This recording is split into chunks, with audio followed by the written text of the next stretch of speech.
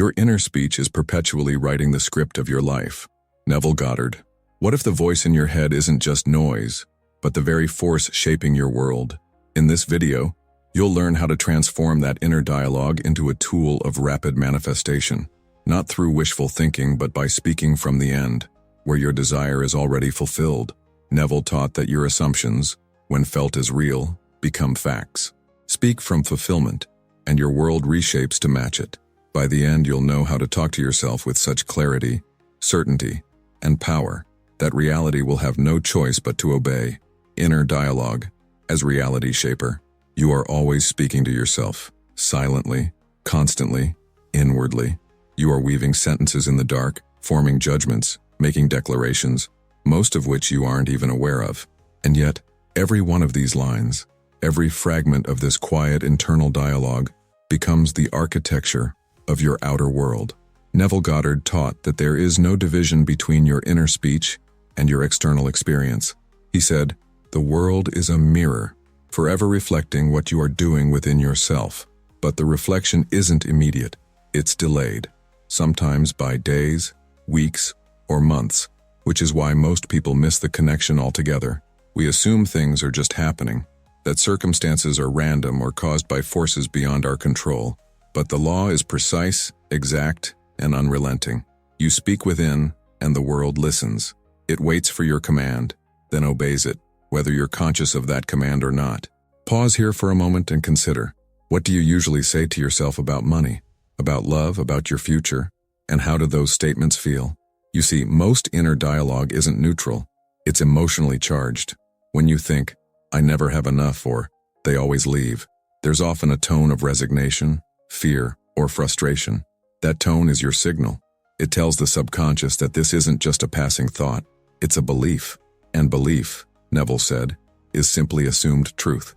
Not objective truth, but accepted truth. The inner conversations you carry on every day, especially those laced with emotion, are forming your beliefs.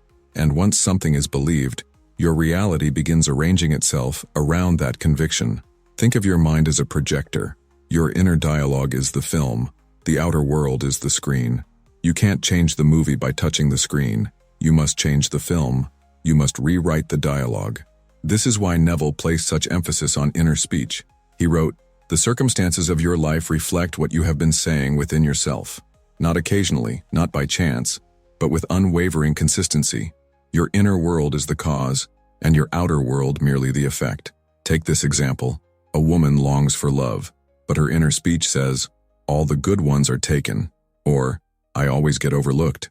She might dress beautifully, read relationship books, even attend therapy, but if her inner dialogue remains unchanged, no lasting shift will occur. The law doesn't respond to effort alone. It responds to assumption. So the real question is not, "What do I want?" It is, "What am I assuming through my inner dialogue right now?" You don't need to shout it. You don't even need to speak it aloud. The whisper is enough. The mental rehearsal is enough. The images you repeat in the theater of your mind, paired with the quiet affirmations that echo beneath the surface, those are the builders of your fate. And the most dangerous part? It happens automatically, unless you wake up to it. Inner dialogue is like a garden. If left unattended, weeds grow by default, patterns of lack, fear, and limitation. But when tended with care, it becomes fertile ground for joy, abundance, and peace. Your words are the seeds, your feelings are the water, and time is the silent sun that makes it all grow. Neville once said, "Change your conception of yourself and you will automatically change the world in which you live." That change begins with what you say about yourself to yourself. Not once, but continuously. Not only when you're inspired, but especially when you're afraid. Let's bring this into a daily context. Imagine waking up tomorrow morning. The moment your eyes open, instead of drifting into the usual inner noise, "I didn't sleep enough. I'm already behind. Another stressful day ahead." You gently speak, "This day unfolds perfectly for me. I am in harmony with everything I need. I walk through this day with peace, clarity, and ease." At first it may feel unnatural, maybe even forced, but your subconscious doesn't care if it feels unfamiliar. It only cares if you persist. The repetition of a new conversation is how old beliefs are dismantled. You don't fight them, you don't debate them. You simply replace them, quietly, consistently, and with emotional sincerity. This isn't about lying to yourself. It's about choosing to speak from a deeper truth, one that's been buried under years of unconscious dialogue. Ask yourself, what would my inner speech sound like if I already had the life I desire? What would I say to myself if I knew, without a doubt, that everything is working in my favor? Then speak from there. Live from there. Your inner talk is not a commentary on reality. It is its origin. It's not describing the world. It's creating it. And the more you take ownership of that truth, the more rapidly your life will begin to reflect the shift. So again, ask yourself, quietly, honestly, what have I been saying in the silence?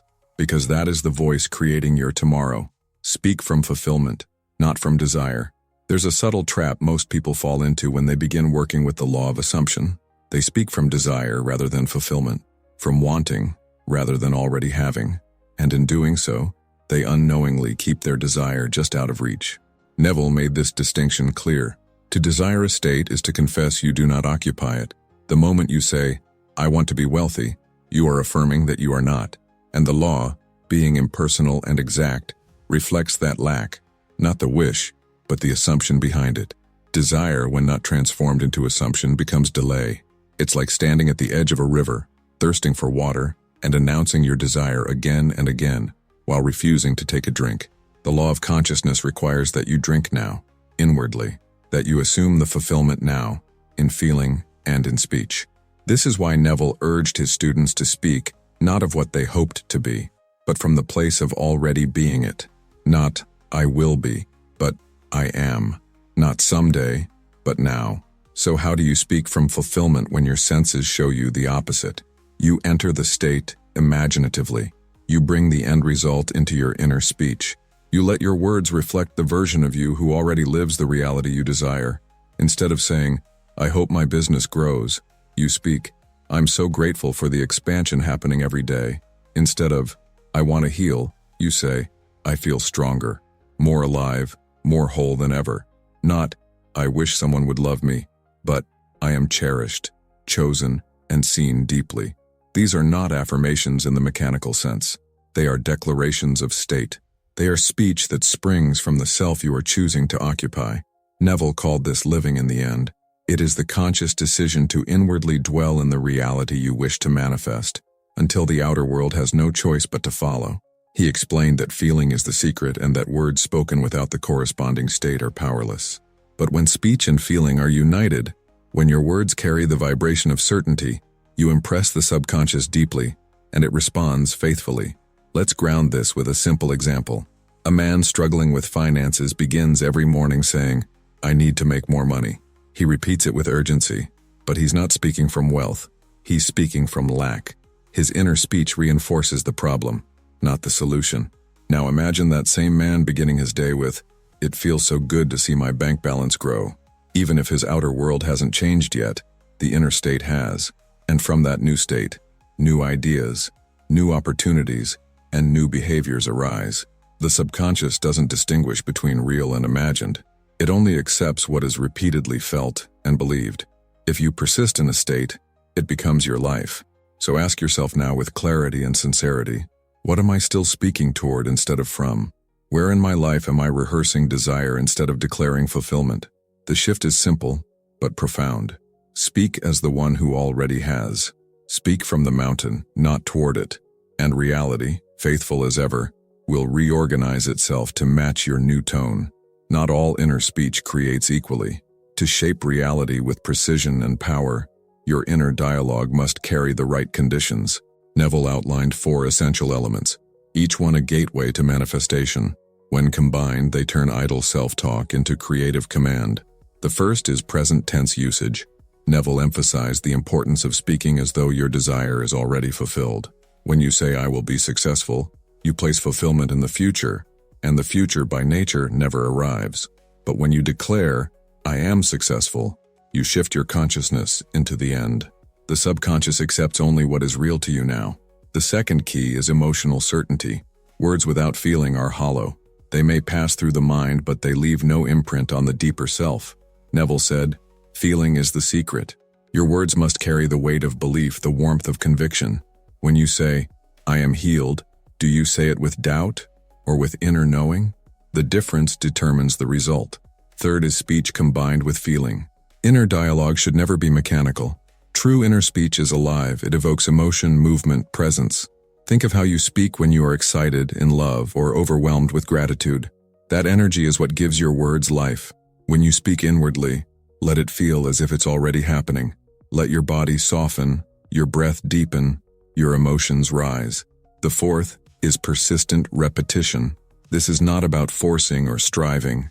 It is about gentle, faithful persistence. Most people speak once and expect change, but transformation requires saturation. The subconscious accepts what is heard most often, especially when paired with emotion. As Neville put it, you rise to a higher level of being by affirming that you already are, not once, not twice, but until the old self dissolves. Let's look at a practical example that brings these four keys together. A woman longing to start a business could say, "One day, I'll be free from this job." Or she could speak from the state of fulfillment. "I love the freedom I feel in my own business. Every day I wake up excited and at peace." Now, if she says that once, it's inspiring. If she says it with emotion, it becomes compelling. If she says it again and again, especially before sleep, it begins to take root. If she holds it in the present tense, as if it's already her reality, she aligns herself with its manifestation. That's the formula. Present tense, emotional certainty, speech fused with feeling, persistent repetition.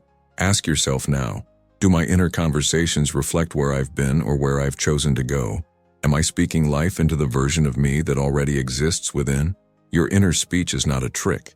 It is not a performance. It is the most intimate expression of your state of consciousness. If you speak with power, presence, and persistence, the world cannot help but respond. It must. It always does. Before we move on, pause with me for a moment. Check the pinned comment.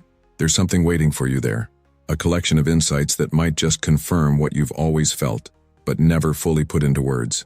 Now let's keep going, because once you learn how to rewrite what's happening inside, the outside never stays the same. One of Neville's most practical and liberating teachings is this: even when faced with undesirable circumstances, you are not bound by them. You can rewrite what is, not by denying it, but by revising your relationship to it through inner speech. He taught, change your conception of yourself, and you will automatically change the world in which you live. This includes your past, your present, and anything your senses insist is fixed. When you say, "I remember when I used to struggle," you are not lying to yourself. You are repositioning yourself. You are placing your awareness in a new identity, one that looks back on limitation as something that no longer belongs to it. This technique becomes especially powerful when your current life seems to contradict your desired state. Most people speak from frustration. "I'm still broke. Nothing's changing. This is just how it is." But every time you affirm your problem, you reinforce it. Neville warned that dwelling in the problem cements its reality. Instead, he encouraged students to shift their inner narrative by rephrasing their relationship to the present moment. Consider these simple rewrites. "I remember when I used to fear money running out. There was a time when I didn't know what I was capable of. I used to feel lost, but clarity has become my natural state." These phrases allow you to hold space for your human experience while claiming a new state.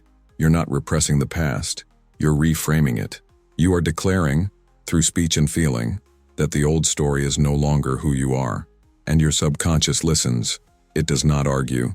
It does not analyze. It accepts the tone of your inner voice as instruction. If your tone is one of memory rather than current identity, it begins adjusting your reality accordingly. Let's apply this further. Imagine someone stuck in a cycle of rejection. Relationships never last. Friendships break down. The temptation is to say, "People always leave me." But what if instead she repeated each morning, "I remember when I believed I was unlovable. That time is over. Today I am met with warmth, depth, and loyalty." The outer facts may remain unchanged for a while, but the inner shift has already begun, and it's only a matter of time before the outer must follow the inner. Neville often said that man must persist in the new assumption until it hardens into fact. Revision is not about force, it is about relocation. You are relocating your awareness from the identity of the problem to the identity of the solution. So ask yourself, what facts in your life are you still reinforcing through your inner speech? And what would happen if you began to speak of them as memories rather than truths? The moment you rewrite your language, you begin rewriting your reality. Use drowsy states for self-talk. There are moments each day when the doorway to the subconscious swings wide open, when the critical mind softens, and the inner ear becomes exquisitely receptive. Neville called these the drowsy states, specifically the seconds before sleep and the moments just after waking. These are not just restful transitions, they are sacred opportunities. Neville wrote, "The subconscious is most impressed when the conscious mind is in a state akin to sleep. In this drowsy, in-between state, your inner speech bypasses resistance. It is heard more clearly, felt more deeply, and received more completely. Before sleep, you are naturally letting go. Thought slows, tension dissolves. This is the perfect soil for planting new assumptions. And just as importantly, what you impress upon your mind in these final moments tends to replay during the night, further deepening its roots. So rather than drifting off rehearsing worry, unfinished conversations, or regret, Neville urged us to bring our desired state to life with soft, convincing inner talk. Say to yourself, everything is working in my favor. I am loved, supported, and completely fulfilled. I sleep knowing it is already done, not as a ritual to complete, but as a natural extension of the feeling of fulfillment. Let it feel like you are returning home, falling asleep not as one who is hoping, but as one who is already in possession of the life you desire. The same principle applies upon waking. In those first fragile moments, before the day rushes in, your mind is open, impressionable. Instead of reaching for the phone or rushing into routine, begin your day from the end. Whisper the reality you choose to live in. Say, I step into this day with confidence and clarity. Everything I desire is already unfolding. These statements, spoken gently yet deliberately, become instructions to the subconscious. And because the subconscious governs behavior, intuition, and circumstance, these instructions ripple outward in ways you cannot predict. There is no need for strain or performance. This is not about getting it right. It is about consistency and sincerity. A few words, saturated with feeling, can carry more power than hours of lifeless repetition. Neville reminded us that the feeling you fall asleep in is the feeling you rise into, and the feeling you rise into becomes the tone of your day. The power, then, is always yours. So ask yourself, what are you allowing to enter your mind in those final seconds before sleep? And what reality are you rehearsing as your first act each morning? If you wish to change your life, change those 2 moments. Let your self-talk in the drowsy states become a gentle rehearsal of your highest self, spoken softly, believed deeply, and repeated faithfully. One of Neville's most creative methods for impressing the subconscious was the use of congratulatory conversations. Rather than visualizing a vague future, he taught students to enter into an imagined dialogue where the desire had already been fulfilled, and others were celebrating it with them. Why is this so effective? Because we are social beings. When someone else acknowledges your success, even in imagination, it deepens the feeling of reality. It adds texture, energy, and dimension. It makes the fulfilled state feel less like a fantasy and more like memory. Neville said, "Your future is not ahead of you. It is within you, waiting to be awakened by assumption." These imagined conversations help awaken that state by anchoring it in shared joy. So instead of repeating, "I will succeed," imagine a close friend saying, "I'm so proud of you. You did it." Rather than just visualizing money, imagine a mentor saying, "I knew your business would take off like this." Feel the sincerity in their voice. See the look in their eyes. Hear the tone, the warmth, the laughter. Let it play out naturally. The subconscious doesn't know the difference between an actual event and one vividly imagined and emotionally felt. This is why sports psychologists, performers, and visionaries use the same technique. Neville simply taught it decades before it was popularized. But remember, the key isn't to force the conversation. It's to allow it to arise from the feeling of fulfillment. When you inwardly know it's done, your imagination becomes a gathering place for confirmation. These scenes, when repeated, begin to solidify the end state. They give you confidence and continuity, and they gently override any lingering doubts. So ask yourself, who would naturally congratulate me once this desire is fulfilled? And what would I hear, feel, or say in return? Let that scene become familiar. Let it become yours.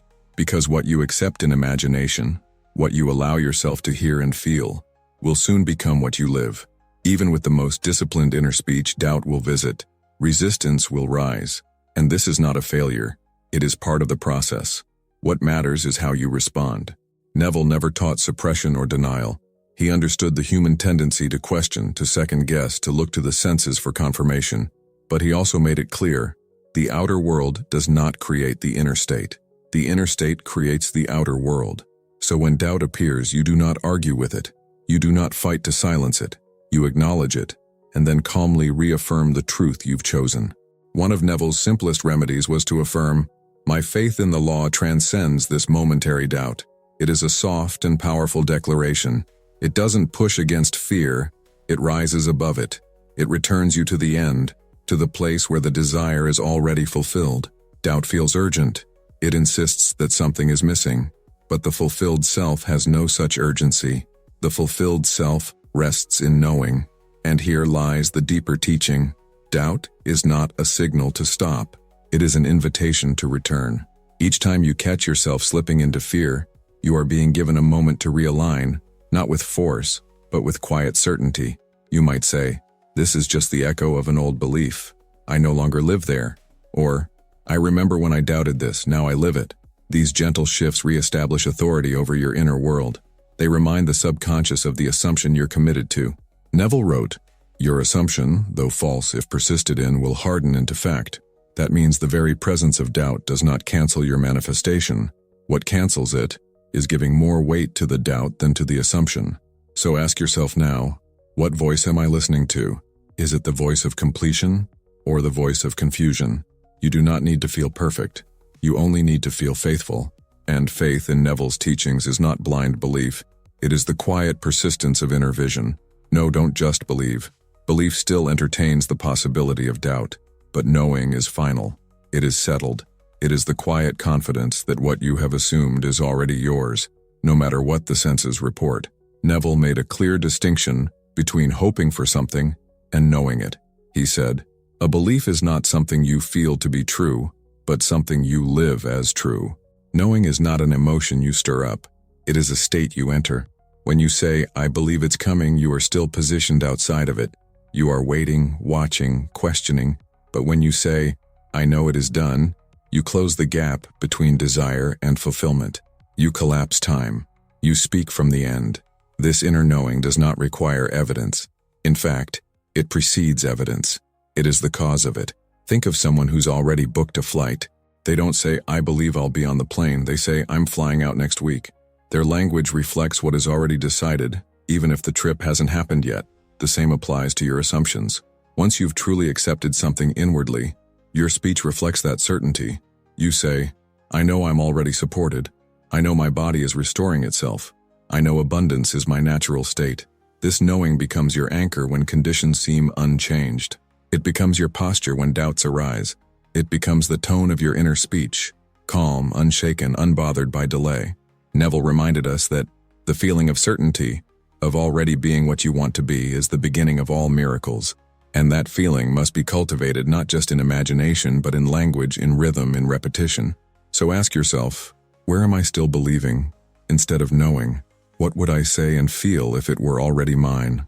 The moment you speak from that inner finality, you move from hoping to having, and that shift changes everything. Gratitude is not simply a reaction to something you've received. In Neville's teachings, it is something far more powerful. Gratitude is the spiritual signature of fulfillment. It is the feeling of already having, already being, already knowing that the thing desired is complete. Neville once wrote, "Be still and know that you are that which you desire to be, and you will never have to search for it in time. It will come. It will come because you have assumed its feeling." Gratitude is that stillness.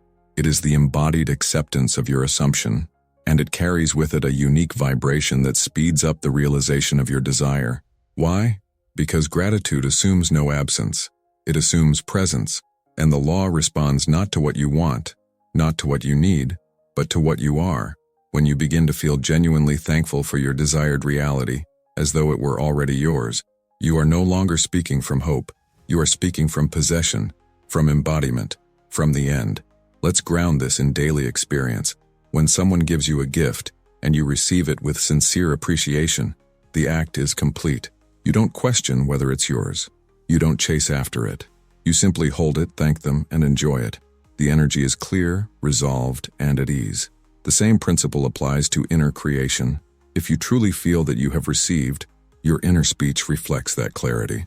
You say, "Thank you for the abundance that surrounds me," not from performance, but because it feels natural to do so. You say, "I'm so thankful for the love that flows into my life," not to convince yourself, but because you are speaking from that state. This is where so many people misunderstand the use of gratitude in manifestation. They use it as a tool to get something, rather than as the expression of already having, and so the energy remains rooted in lack. But true gratitude comes after the shift has already occurred inwardly. It is not a strategy, it is a symptom of alignment. Neville encouraged students to use this feeling deliberately, especially in imagination. To hear someone say to you, "Congratulations," and to respond with, "Thank you, it's been such a blessing." That simple exchange, felt vividly in the mind, can alter the entire trajectory of a manifestation, because in that moment, you are not trying to become, you are being, and being is the creative act. Gratitude also has another effect. It dissolves resistance. The mind cannot remain anxious or doubtful while dwelling in sincere appreciation. It's as if gratitude lifts you above the problem into a clearer air, one where the solution already exists. This is why Neville often paired thanksgiving with rest. When you're truly thankful, you no longer strive. You no longer force. You rest in the assurance that it is already done. So consider this. What would you say if your desire were fulfilled right now? What would you feel if the condition you've been working toward had already arrived? And could you speak from that place, not in pretense, but in genuine thankfulness? Say, "I'm so grateful this chapter has opened. I feel deep appreciation for this overflow. Thank you. It's more than I imagined." Let your inner speech become the voice of gratitude, not for what might be, but for what already is, within you. And in time, it will be revealed without. Every transformation begins not with the world, but with a word. And the most important words you will ever speak are the ones no one else hears. The words you speak to yourself in silence. They are shaping your self-concept, your emotional tone, your assumptions, and ultimately your life. If your inner speech still reflects the old self, the outer world will echo it faithfully. But if you begin to speak from the end, from the fulfilled state with gratitude, knowing, and calm conviction, you initiate a shift that nothing can stop. Neville taught that your readiness is not measured by effort, struggle, or years of waiting. Your readiness is revealed by your mindset. Scarcity thinking says, "It's coming someday." Dominion thinking says, "It's mine now." This is the moment to stop rehearsing lack, delay, and disappointment. Stop repeating the identity of the one who almost made it. Stop building your inner world around fear of being overlooked, left behind, or not enough. Begin speaking as the one who has been chosen, the one who is trusted, the one who already carries the blueprint of the fulfillment they seek. Everything you've endured, everything you've doubted, everything you've outgrown, it has brought you here, to this threshold of remembrance. You are not here to wait any longer. You are here to walk in what is already yours in consciousness. So begin tonight. As you fall asleep, speak gently to yourself. Let your inner voice be one of completion, not craving. Let your final thoughts match the life you've chosen. And when you rise tomorrow, return to that tone. Let it guide you, shape you, and define you. If this message has awakened something in you, write it down. Share the phrase that stirred your heart. Repeat it. Return to it. Let it become your new rhythm. Because your future isn't waiting, it's listening, and it responds to the voice you use right now.